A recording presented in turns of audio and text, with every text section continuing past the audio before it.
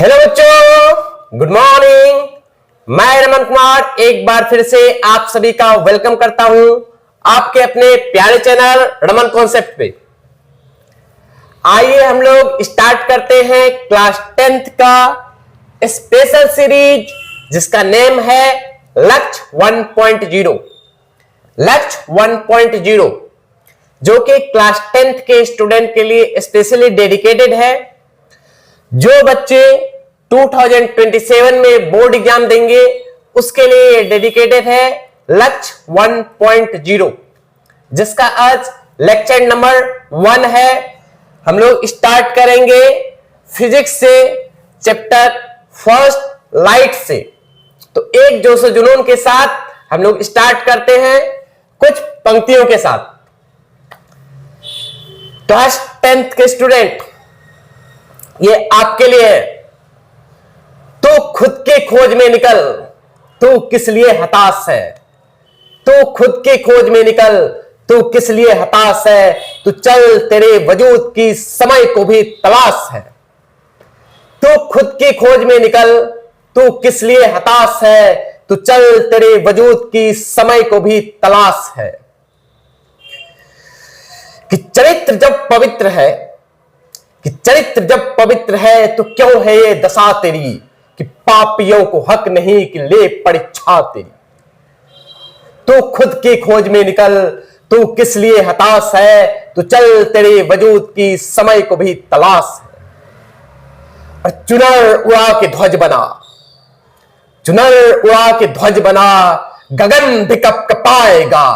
और यदि तेरी चुनर गिरी तो एक भूकंप आएगा, एक भूकंप आएगा। तू खुद की खोज में निकल, तू किस लिए हताश है। तू चल, तेरे वजूद की समय को भी तलाश है, समय को भी तलाश है। तो आइए एक जोश जुनून के साथ हम लोग स्टार्ट करते हैं क्लास 10th का स्पेशल सीरीज लक्ष्य 1.0 जिसका आज है डे नंबर फर्स्ट। टॉपिक आपका है लाइट। तो आइए पहले देखते हैं लाइट के बारे में। क्या है लाइट, क्या बेसिक प्रॉपर्टीज होता है लाइट का, इसको हम लोग पढ़ेंगे।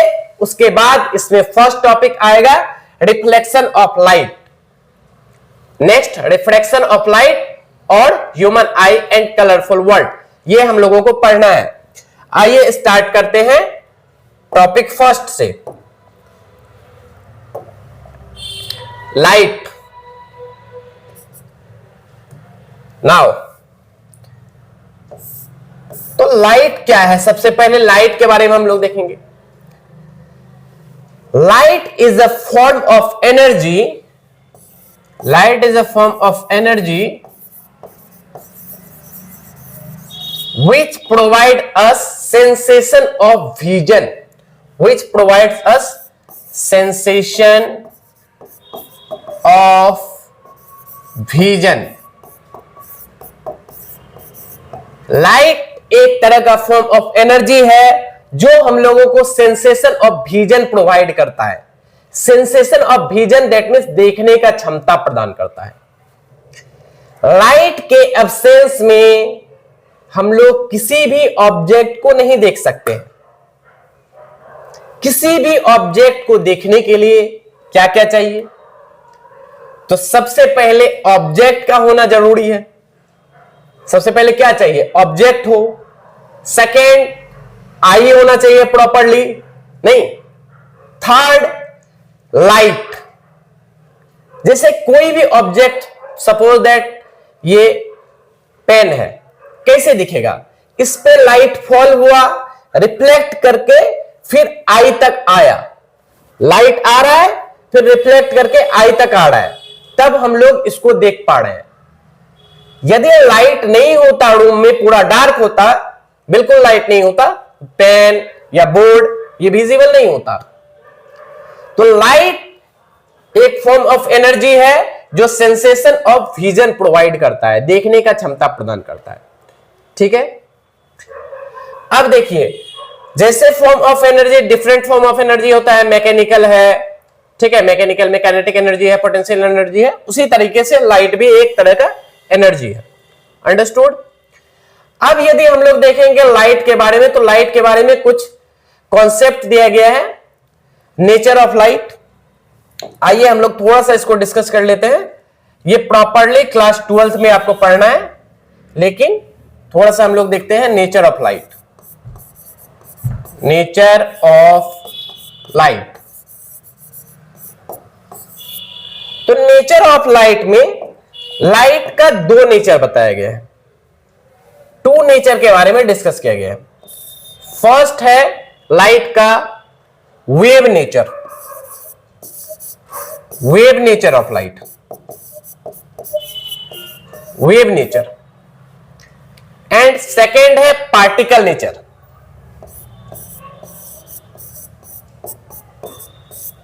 पार्टिकल नेचर, एक है आपका वेव नेचर और दूसरा कौन सा है, पार्टिकल नेचर। अब देखिए वेव नेचर के बारे में सबसे पहले हाइजन, एक साइंटिस्ट हुए जिसका नाम है हाइजन, इसने वेव नेचर के बारे में बताया। फिर इसी वेव नेचर को आगे एक्सप्लेन, फर्दर एक्सप्लेन मैक्सवेल किए। सबसे पहले हाइजन वेव नेचर के बारे में बताए थे, हाइजन, ठीक है। और फर्दर इसको फिर मैक्सवेल, ग्लेन मैक्सवेल नहीं समझिएगा, ठीक है, ये मैक्सवेल फिर आगे इसको फर्दर एक्सप्लेन की। अब यह वेव नेचर की, लाइट को बताया गया लाइट वेव नेचर है, और मैक्सवेल इसी को आगे एक्सप्लेन किए। उन्होंने बताया लाइट के बारे में एक प्रॉपर्टी दिया, यह है electromagnetic, electromagnetic wave, electromagnetic wave. Light को उसने बताया इलेक्ट्रोमैग्नेटिक वेव, अंडरस्टूड। तो यहां पे टर्म आ गया वेव, क्या टर्म आया, वेव। अब थोड़ा सा यदि आप क्लास 9th को लिंक कर पा रहे हैं, तो क्लास 9th में साउंड चैप्टर में आपको यह टर्म आया होगा, वेव आया था। क्लास 9th को थोड़ा सा लिंक कीजिए, क्लास 9th में यह टर्म आया होगा वेव, नहीं। और टाइप ऑफ वेव आप पढ़े होंगे, पढ़े थे टाइप ऑफ वेव। वेव का दो टाइप, ठीक है, कौन सा, लॉन्गिट्यूडनल वेव, लॉन्गिट्यूडनल वेव और transverse wave, transverse wave. Longitudinal wave और ट्रांसवर्स वेव। लॉन्गिट्यूडनल वेव क्या होता है और ट्रांसवर्स वेव क्या होता है, यदि थोड़ा सा आप लिंक कीजिएगा। जैसे फॉर एग्जांपल मेरे पास एक स्प्रिंग है, क्या है, स्प्रिंग, इस तरीके से स्प्रिंग है, ठीक है। इस स्प्रिंग को एक साइड पकड़े हुए हैं, ठीक है। अब इस स्प्रिंग को यदि जर्क प्रोवाइड किए, ठीक है, जर्क प्रोवाइड किए, तो ये इस तरीके से मूव करेगा, नहीं, हॉरिजॉन्टली, हॉरिजॉन्टली जर्क दिए तो इस तरीके से मूव करेगा।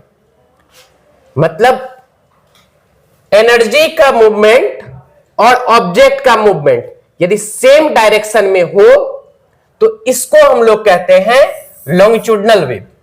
कौन सा वेव, लॉन्गिट्यूडनल वेव। एक स्प्रिंग लीजिए, उसको जर्क प्रोवाइड कीजिए हॉरिजॉन्टली, तो एक ही डायरेक्शन में दोनों मूवमेंट हो रहा है, वेव भी एक ही डायरेक्शन में जा रहा है और पार्टिकल का एनर्जी भी एक ही डायरेक्शन में जा रहा है, तो यह कहलाएगा आपका क्या, लॉन्गिट्यूडनल वेव, ठीक है। और आपको याद होगा कि साउंड, साउंड जो बोल रहे हैं, साउंड क्या है, तो साउंड है लॉन्गिट्यूडनल वेव का एग्जाम्पल। साउंड कौन सा वेव का एग्जाम्पल है, लॉन्गिट्यूडनल वेव, ठीक है। अब सेम स्प्रिंग को यदि आप अप एंड डाउन मूवमेंट करवाइएगा, अप एंड डाउन, तो इस तरीके से मूव करेगा ना, अप एंड डाउन ऐसे मूवमेंट करेगा।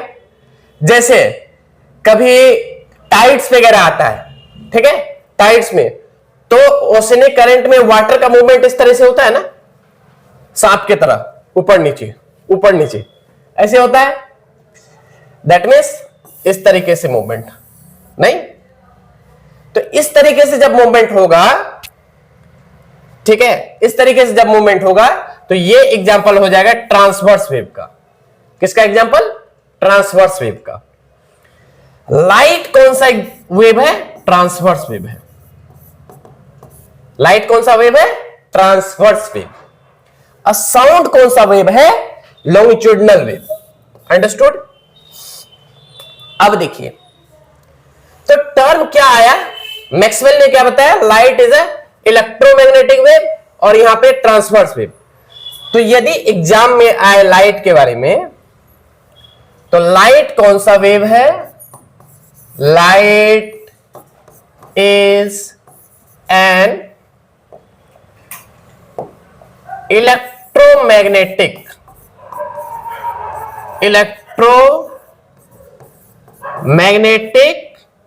Transverse wave. Electromagnetic transverse wave. Light किस तरह का वेव है? Electromagnetic transverse wave. समझ में आया? यहां तक कोई प्रॉब्लम नहीं है। Light is a electromagnetic transverse wave. अब वेव में और एक टर्म आप पढ़े होंगे, mechanical wave, non mechanical wave. मतलब जिस वेव को ट्रेवल करने के लिए मीडियम का जरूरत पड़े वो हो जाएगा मैकेनिकल वेव, और जिसको मीडियम का जरूरत नहीं पड़े वो नॉन मैकेनिकल वेव। साउंड क्या है? साउंड है मैकेनिकल वेव। और लाइट क्या है? लाइट नॉन मैकेनिकल भी है। लाइट वैक्यूम में भी ट्रेवल कर सकता है।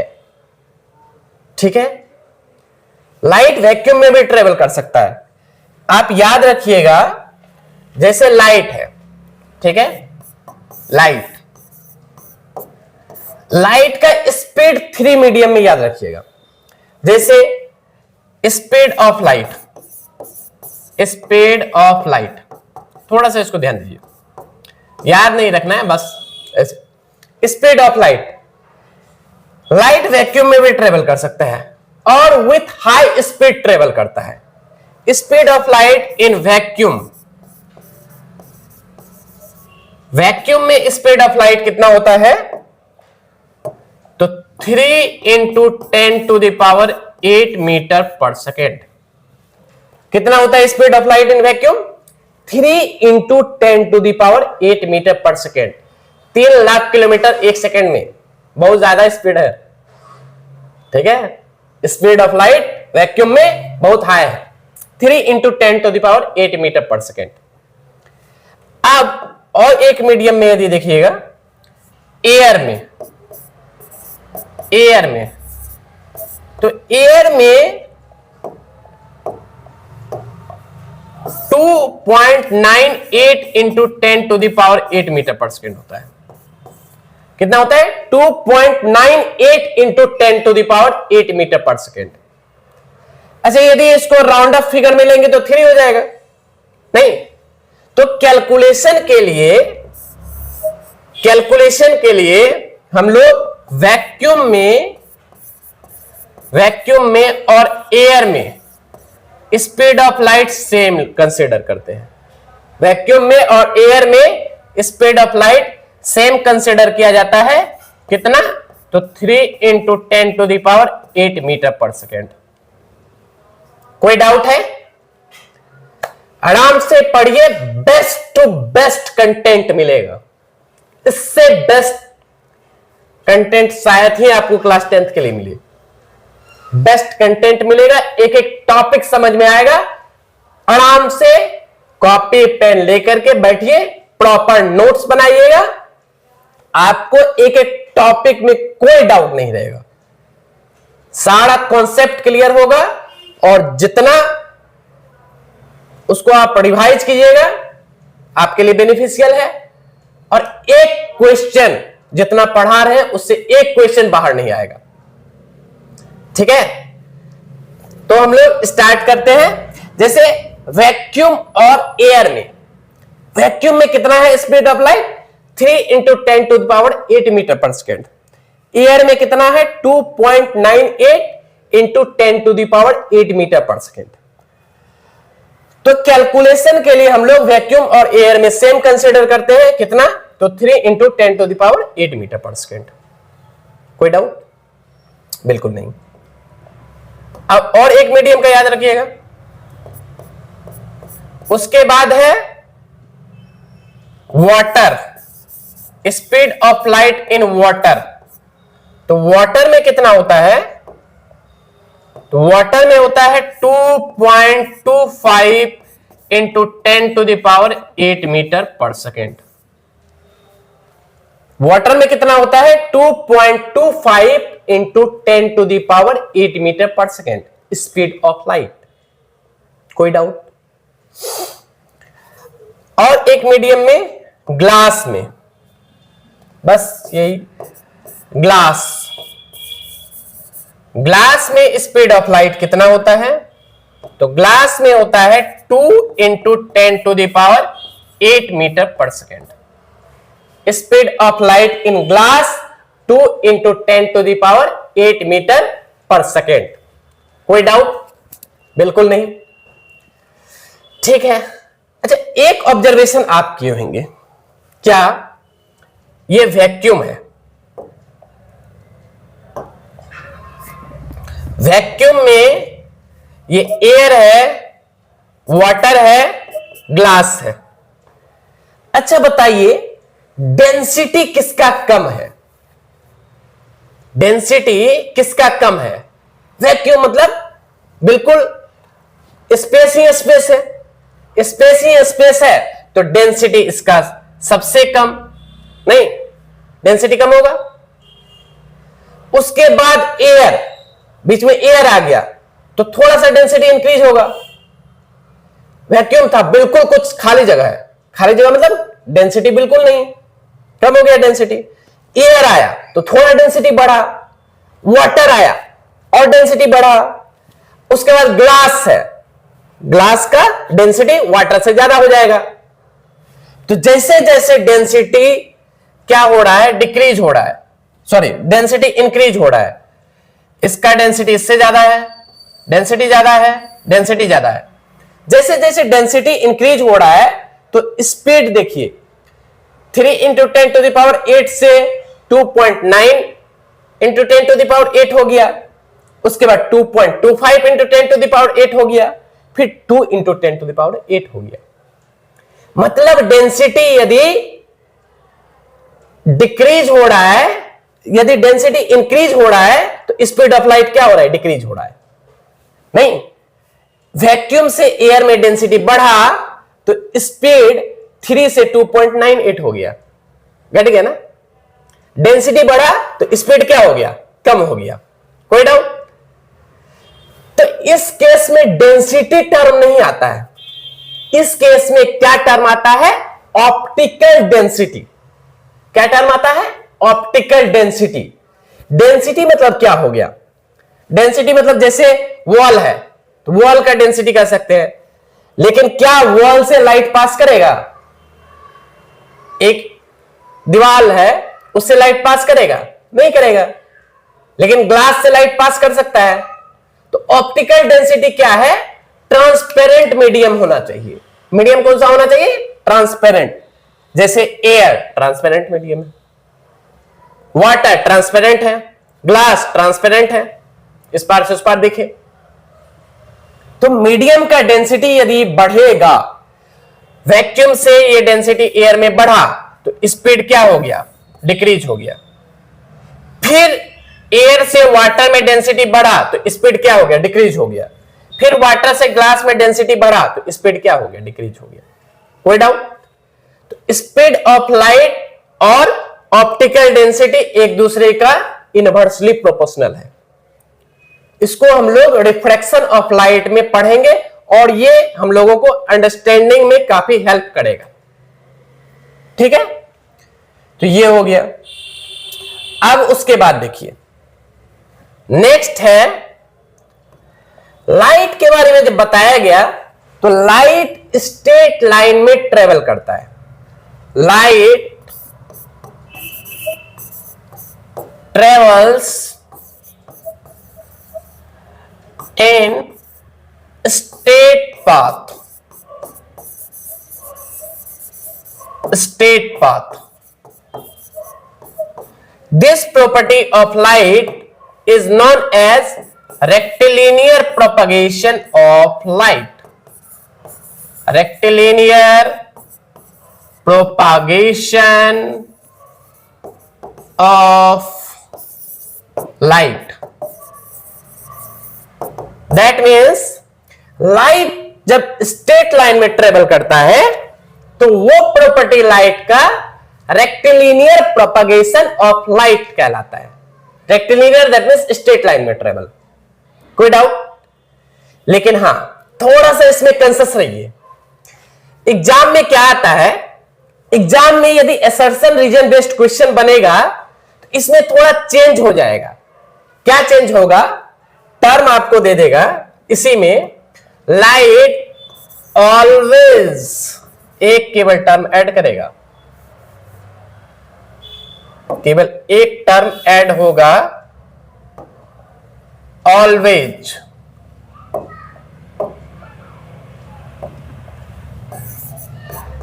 Always light always travel in a straight path. Assertion reason में क्या ये ट्रू है? नो। जब टर्म आ जाएगा light always travel in a straight path तो ये करेक्ट नहीं होगा। जब हम लोग डिफ्रैक्शन पढ़ेंगे तो डिफ्रैक्शन में देखेंगे लाइट हमेशा स्ट्रेट लाइन में ट्रेवल नहीं करता है, लाइट कहीं कर्व भी हो जाता है। ठीक है, तो light travel in a straight path ये तो सही है, but light always does not travel in a straight path. Understood? तो light travel in straight path, this property is known as rectilinear propagation of light. Propagation that means travelling. ठीक है, तो ये कुछ बेसिक प्रॉपर्टीज है light का। तो ये लाइट के बारे में हम लोग देखें कुछ बेसिक प्रॉपर्टीज। तो लाइट के बारे में सबसे पहले वेव थ्योरी दिए थे। वेव थ्योरी किसके द्वारा दिया गया था? जैसे नेचर ऑफ लाइट में जब हम लोग देखेंगे तो डबल नेचर है, एक है वेव नेचर और एक है particle nature. Particle nature, wave nature का कॉन्सेप्ट हाइजन के द्वारा दिया गया था। इसको फिर फर्दर एक्सप्लेन किए मैक्सवेल। ठीक है, जिन्होंने इलेक्ट्रोमैग्नेटिक वेव के बारे में बताया। और पार्टिकल लाइट का पार्टिकल नेचर ऑफ लाइट, या इसी को क्वांटम नेचर कहते हैं। ठीक है, फोटोन के टर्म में बताया किसने? तो अल्बर्ट आइंस्टाइन ने। ठीक है, आइंस्टाइन ने लाइट का पार्टिकल नेचर के बारे में बताया। कुछ प्रॉपर्टीज लाइट का वेव नेचर को एक्सप्लेन करता है और कुछ प्रॉपर्टीज लाइट का पार्टिकल नेचर को एक्सप्लेन करता है। ठीक है, और कुछ प्रॉपर्टीज ऐसा है जैसे रिफ्रैक्शन, ये दोनों नेचर को एक्सप्लेन करता है। इसीलिए लाइट के पास दोनों नेचर है, particle nature plus wave nature. इसीलिए इसको क्या कहते हैं? Dual nature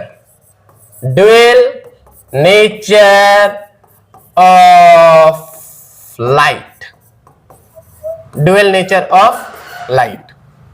dual nature that means particle nature as well as wave nature.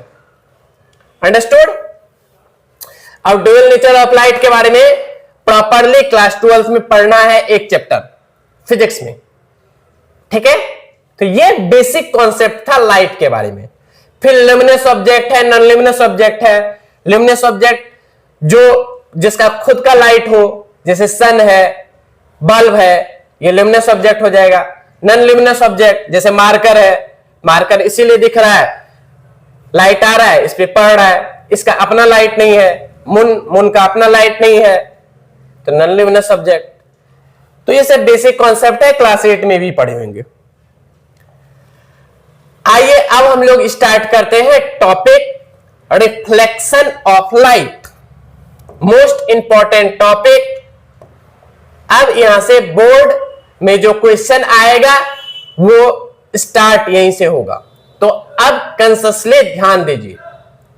Topic आपका स्टार्ट हो रहा है रिफ्लेक्शन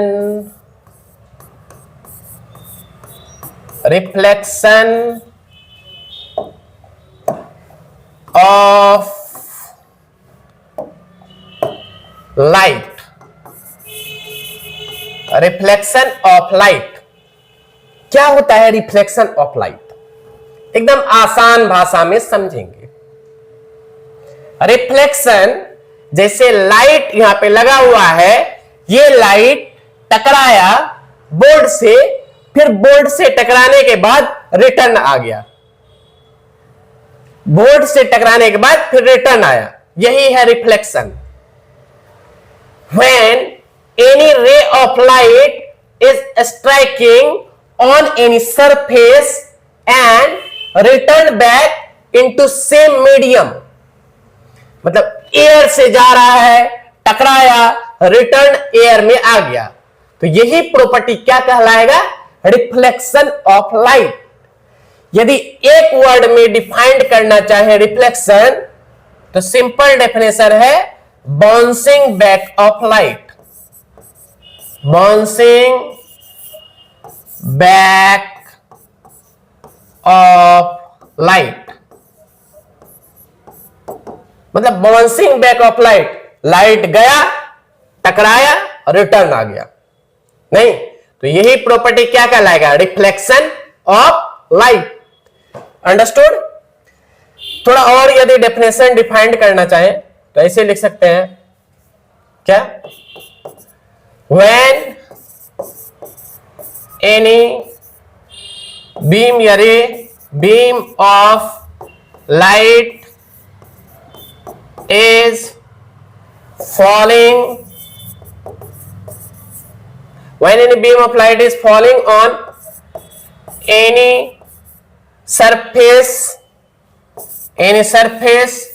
सरफेस कैसा होना चाहिए? ओपेक, ठीक है, मैक्सिमम केस में opaque surface, and then they return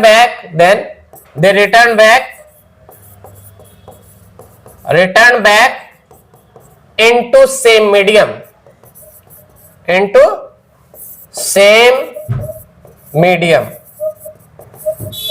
This phenomena of light is known as reflection of light. That means light गया, स्ट्राइक किया, रिटर्न आ गया, लाइट गया, स्ट्राइक किया, रिटर्न आ गया। Same medium, that means air से गया था लाइट और रिटर्न किस में आया? एयर में। एयर से गया, रिटर्न किस में आया? एयर में। तो यही फिनोमेना ऑफ लाइट क्या कहलाएगा? Reflection of light. अंडरस्टूड? कोई डाउट? आइए हम लोग इसका रे डायग्राम देखते हैं। जैसे अब रिफ्लेक्शन होगा, ठीक है, रिफ्लेक्शन मतलब बाउंसिंग बैक। अब कौन ज्यादा बाउंस बैक करेगा, कौन ज्यादा रिफ्लेक्ट करेगा? मिरर। मिरर क्या होता है? ऐसा सरफेस जो ज्यादा लाइट को रिफ्लेक्ट करे, मतलब जितना लाइट गया, लाइट जो जा रहा है उसमें मैक्सिमम लाइट को रिफ्लेक्ट कर दे, 95% लाइट को रिफ्लेक्ट कर दे। यदि सरफेस डल रहेगा, डल मतलब एकदम शाइनी सरफेस नहीं है, डल सरफेस है, वहां पे लाइट रिफ्लेक्ट नहीं करेगा। यदि सरफेस शाइनी रहेगा, चमकता हुआ चेहरा रहेगा, लाइट पड़ा, ग्लो किया, रिफ्लेक्ट कर दिया, ठीक है, तो जितना चमकता हुआ चेहरा रहेगा उतना ज्यादा लाइट क्या करेगा? रिफ्लेक्ट करेगा। तो आइए देखते हैं हम लोग रिफ्लेक्शन ऑफ लाइट, इसका रे डायग्राम। एक लिए मिरर, कौन सा मिरर? तो प्लेन मिरर। अब ये है ग्लास, क्या है? ग्लास। इसको मिरर में कन्वर्ट करना है, तो ग्लास का एक साइड कर देंगे पेंट। क्या करेंगे? पेंट। कच कच कच कच कच कच कच प्रकाश कर रहे हैं पेंट। ये कर दिए पेंट। किसका? Silver coating. क्या करते हैं ये? सिल्वर कोटिंग, क्योंकि सिल्वर सबसे अच्छा रिफ्लेक्टर है। लाइट पड़ेगा, ज्यादा लाइट को रिफ्लेक्ट कर देगा। तो ये हो गया हम लोगों के पास एक प्लेन मिरर। ठीक है, MN एक है प्लेन मिरर। कोई डाउट? अब देखिए, इस केस में एक रे ऑफ लाइट लिए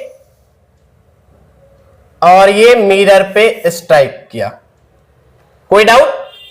एक रे ऑफ लाइट आ रहा है किसी सोर्स से और मिरर पे क्या किया? स्ट्राइक किया। स्ट्राइक करने के बाद ये रिटर्न उसी मीडियम में चले जाएगा। कोई डाउट? एक रे ऑफ लाइट आया, मिरर पे स्ट्राइक किया, स्ट्राइक करने के बाद उसी मीडियम में रिटर्न चले जाएगा। कहीं कोई डाउट? बिल्कुल डाउट नहीं होगा। क्लास में एकदम आराम से पढ़िए, स्मूथली, कहीं कोई प्रॉब्लम नहीं आएगा। एक एक टॉपिक हम लोग डिस्कस करेंगे। अंडरस्टूड? तो एक जोशो जुनून को बरकरार रखना है। ठीक है, तो आइए हम लोग देखते हैं। मिरर एक है प्लेन मिरर, एक रे ऑफ लाइट आया, स्ट्राइक किया और मिरर से रिटर्न गया। अब जो रे ऑफ लाइट आ रहा है, सपोज दैट, अब हम लोग पॉइंट इंडिकेट कर देते हैं। ये पॉइंट O है, ये पॉइंट M है, ये पॉइंट N है। ठीक है, MN नहीं करते हैं, ऐसा करते हैं A भी कर देते हैं। ठीक है, A भी,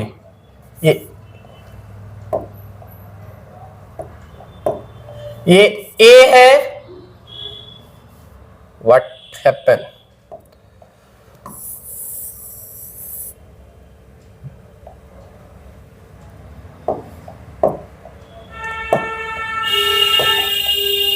ये A है, ये B है। ठीक है, कोई डाउट?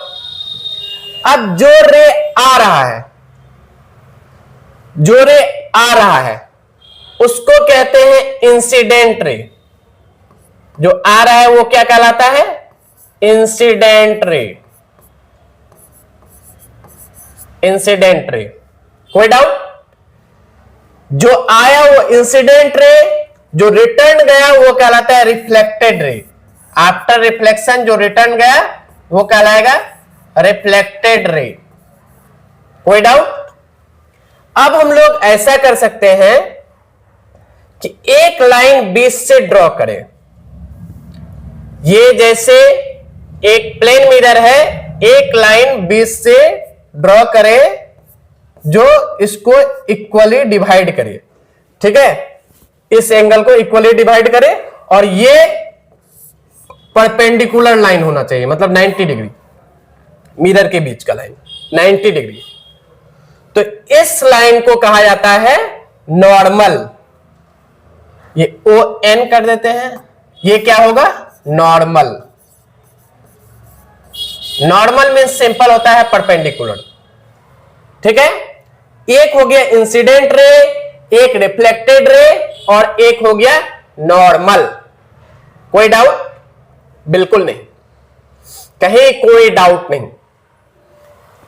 अब देखिए, एक एंगल बन रहा है, angle between normal and incident ray. Incident ray और नॉर्मल, इसके बीच जो एंगल बन रहा है वो होगा एंगल I। क्या होगा? Angle I। एक एंगल बन रहा है, angle between normal and reflected ray, angle R। Angle between incident ray and normal, angle I, angle of incidence. Angle between normal and reflected ray, angle R, यानी angle of reflection. कहीं कोई doubt? बिल्कुल नहीं।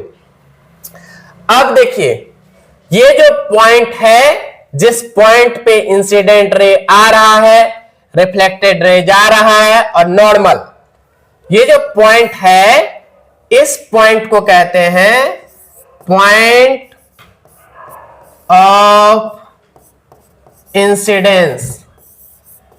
इसको कहते हैं point of incidence. कोई doubt? अब देखिए हम लोग पढ़ते हैं laws of reflection. Laws of reflection, तो लॉज, टू लॉज है, नंबर 1 नंबर 2, टू लॉज है, टू लॉज। फर्स्ट लॉज क्या है? Incident ray, reflected ray and normal, incident ray, reflected ray and normal all lie in a same plane. Plane that means ये plane, ठीक है, board जैसे ये plane है ना। Incident ray, reflected ray and normal all lie in a same plane, first law हो जाएगा। Second law क्या है? Angle of I is equal to angle of R. First law हो गया incident ray comma reflected ray and normal all lie in a same plane, all lie on the same plane, और second क्या हो जाएगा? Angle I is equal to angle R, angle of incidence is equal to angle of reflection. कहीं कोई doubt? तो ये था आपका reflection of light. Reflection of light में हम लोग देखे bouncing back of light is known as reflection of light. Ray diagram में एक रे आ रहा है, रिटर्न गया और यहां पे ड्रॉ किए नॉर्मल। तो laws, incident ray, reflected ray and normal all lie in a same plane. Second, angle of I is equal to angle of R. कहीं कोई प्रॉब्लम? बिल्कुल नहीं, ठीक है। अब हम लोग देखते हैं टाइप ऑफ रिफ्लेक्शन। रिफ्लेक्शन में अब से बचा हुआ है टाइप ऑफ रिफ्लेक्शन। तो टाइप ऑफ रिफ्लेक्शन, अब देखिए टाइप ऑफ रिफ्लेक्शन में दो केस कंसीडर करते हैं। एक बार सरफेस क्या है? प्लेन सरफेस है, स्मूथ सरफेस, प्लेन मिरर, ठीक है। एक है प्लेन मिरर, स्मूथ सरफेस,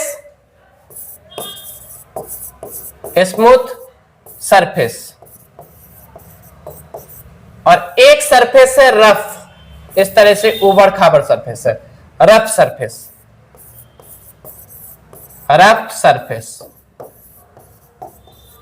ठीक है।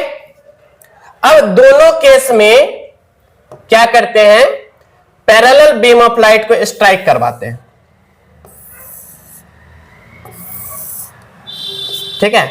पैरेलल बीम ऑफ लाइट को स्ट्राइक करवाए।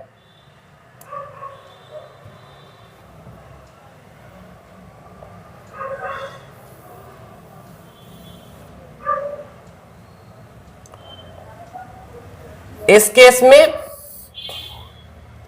पैरेलल बीम ऑफ लाइट को स्ट्राइक करवाए। ये इंसिडेंट हुआ, यहां पे भी पैरेलल बीम ऑफ लाइट को स्ट्राइक करवाए, ठीक है। दोनों केस में parallel beam of light. Smooth surface में क्या होगा? यदि इंसिडेंट रे पैरेलल है, आफ्टर रिफ्लेक्शन भी ये लाइट पैरेलल ही जाएगा। आफ्टर रिफ्लेक्शन भी ये रिफ्लेक्टेड रे भी क्या होगा? पैरेलल होगा। क्यों? क्योंकि सरफेस हमारा स्मूथ है, कोई डाउट? और रफ सरफेस है तो ये पैरेलल तो आया, आफ्टर रिफ्लेक्शन ये पैरेलल नहीं जाएगा।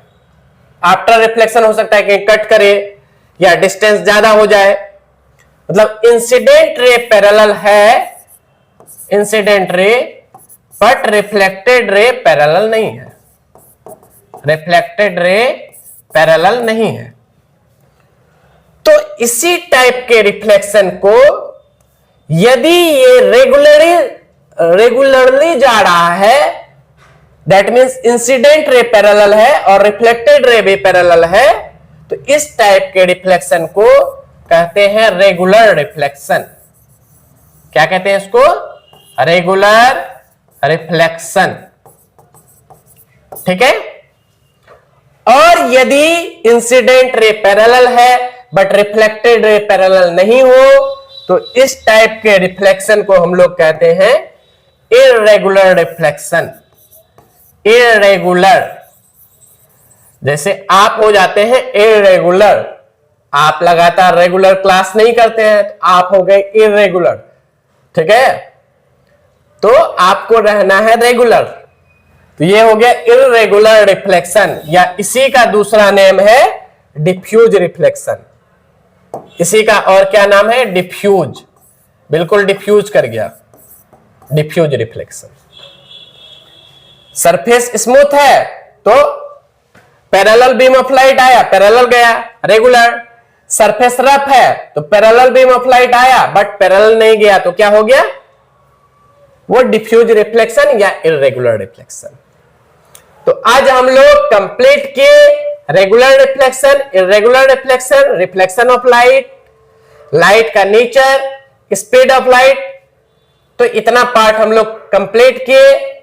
नेक्स्ट वीडियोस में मिरर के बारे में पढ़ेंगे, different type of mirror, images, plane mirror, concave mirror, convex mirror, उसमें इमेज फॉर्मेशन। और तब तक आप लोग इसी तरीके से क्लास में बने रहिए। तब तक के लिए थैंक यू।